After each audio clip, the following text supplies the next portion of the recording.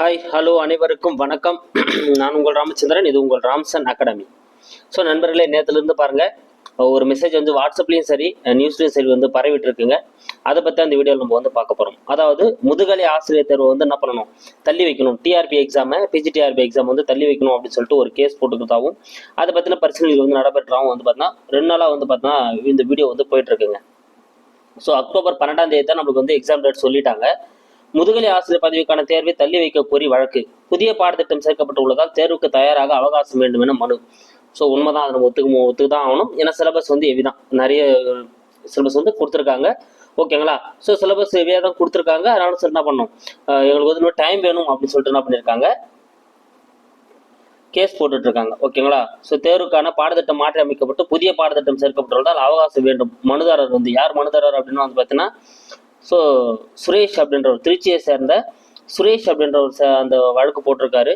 ஓகேங்களா? அதனால என்ன பண்ணணும், ஸோ ஹைகோர்ட் என்ன சொல்லியிருக்காங்க அப்படின்னா, இதை வந்து இவர் என்ன சொல்லியிருக்காரு அப்படின்னா, சிலபஸ் வந்து ஹெவியா இருக்கு, எங்களால் வந்து என்ன பண்ண முடியாது, கவர் பண்ண முடியாது. இன்னும் 3 வீக்ஸ் வந்து எங்களுக்கு வந்து கிட்டத்தட்ட ஒரு 1 மந்த் வந்து இவர் வந்து என்ன பண்றாரு, கேட்டிருக்காரு. இன்னொரு 3 வாரத்துக்கு என்ன பண்ணணும், நீங்க வந்து தள்ளி வைக்கணும் அப்படின்ட்டு இருக்காங்க. இது ஏற்கனவே வந்து பார்த்தீங்கன்னா குரூப் டே எக்ஸாம் டேட் அன்னைக்கு சொல்லிட்டு தான் என்ன பண்ணாங்க, குரூப் டே எக்ஸாம் நடக்குதுன்னு சொல்லிட்டு தான் மறுபடியும் என்ன பண்ணாங்க, அக்டோபர் 12 அன்னைக்கு என்ன பண்ணாங்க, சேஞ்ச் பண்ணாங்க. ஏற்கனவே வந்து கிட்டத்தட்ட ஒரு 1 or 2 வீக்ஸ் வந்து இது எக்ஸ்ட்ரா தான் வந்து கொடுக்கப்பட்டிருக்கு.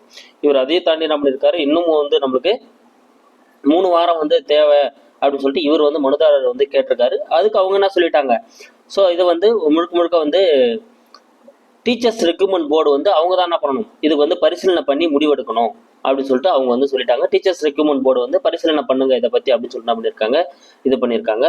ஸோ இந்தமாரி தகவல்களுக்காக நீங்கள் என்ன பண்ணாதீங்க, தயவுசெய்து உங்கள் நேரத்தை வந்து வீணாக்காதீங்க. நான் அதான் சொல்ல முடியும். ஸோ எக்ஸாம் போஸ்ட்பண்ட் ஆகுதா ஆகலையா என்ன ஆகுது, ஸோ எக்ஸாம் போஸ்ட்பண்ட் ஆனால் வந்து நமக்கு இன்னொரு 3 வீக்ஸ் டைம் கிடைக்குமா, இது எப்படி போகும் என்ன ஆகும், இந்த மாதிரி சூழ்நிலைகளை நோக்கி நீங்க வந்து இது பண்ணிக்காதீங்க, இதெல்லாம் பாதர் பண்ணிக்காதீங்க. நீங்க அக்டோபர் 12 தான் எக்ஸாம் நினைச்சு நீங்க என்ன பண்ணுங்க, ஸோ அதை நோக்கி படிக்க பாருங்க, வேகமா படிக்க பாருங்க, டைம் வந்து வீணாக்காதீங்க. ஸோ இதை நோக்கி போனீங்க அப்படின்னா 3 வாரத்துக்கு தள்ளி போதான்னு பார்ப்போம், டிஆர்பி என்ன சொல்லுதுன்னு பார்ப்போம்.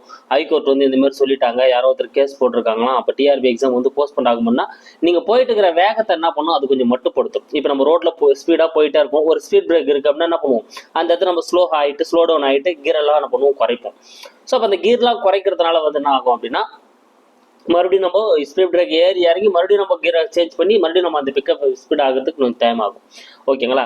அதனால இந்த மாதிரி செய்திகள் வந்து உங்களை ஸ்லோ டவுன் ஆக்குறதுக்கான வாய்ப்புகள் இருக்கு. அதனால நீங்க வந்து இதை பற்றிலாம் பாதர் பண்ணாதீங்க. நீங்கள் எப்பவும் போடுற எஃபர்ட்டை அந்த எஃபர்ட் அப்படியே கண்டினியூ பண்ணிட்டு இருக்கீங்க. இவ்வளோ நாள் எவ்வளோ எஃபர்ட் போட்டுட்டு இருக்கீங்களோ அந்த எஃபர்ட்டை வந்து அப்படியே கண்டினியூ பண்ணுங்க.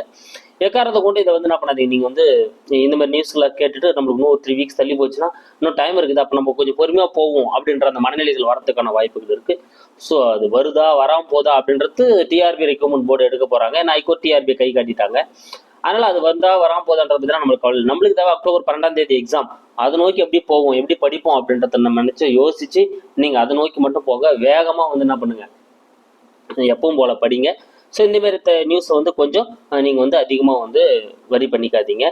ஓகேங்களா? ஸோ இதில் வந்து படிக்காதவங்க என்ன பண்ணலாம், நம்மளுக்கு தள்ளி போனால் நல்லா தான் இருக்கும், நம்ம வந்து ப்ரிப்பேர் ஆகலாம் அப்படின்னு சொல்லிட்டு சில பேருக்கு தோணும்.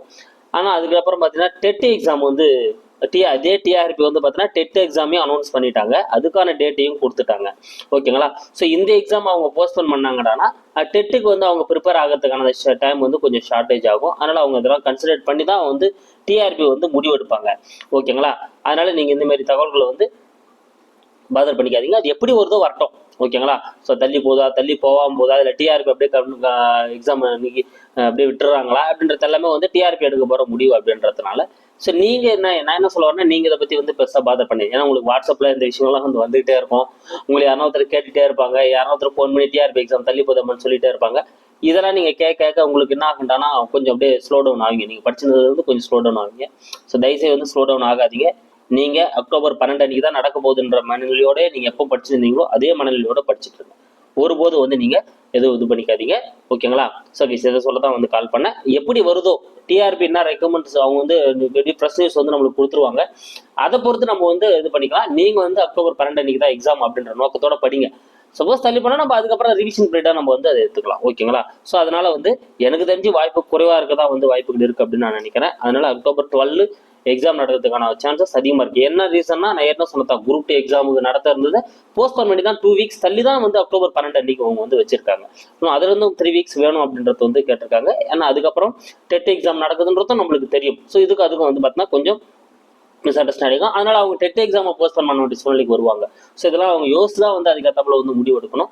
அதனால வந்து இது எப்படி இருக்குன்றதெல்லாம் நம்ம சொல்ல முடியாது. நீங்கள் இது யாருமே பாதர் பண்ணாதீங்க. நீங்கள் எப்பவும் போல என்ன பண்ணுங்க, நீங்கள் வந்து உங்களோட ப்ரிப்பரேஷனை பண்ணிகிட்டே இருங்க, நல்லா படிங்க, ஹார்ட் ஒர்க் பண்ணுங்க, வேகமாக வந்து என்ன பண்ணுங்க, இதுக்கப்புறம் வந்து டைம் எடுத்து படிக்க பாருங்க. நம்ம ரொம்ப ஷார்ட் பீரியட்ல இருக்கும். ஓகேங்களா? So thank you guys. அடுத்த வீடியோவில் வந்து நான் உங்களை வந்து சந்திக்கிறேன்.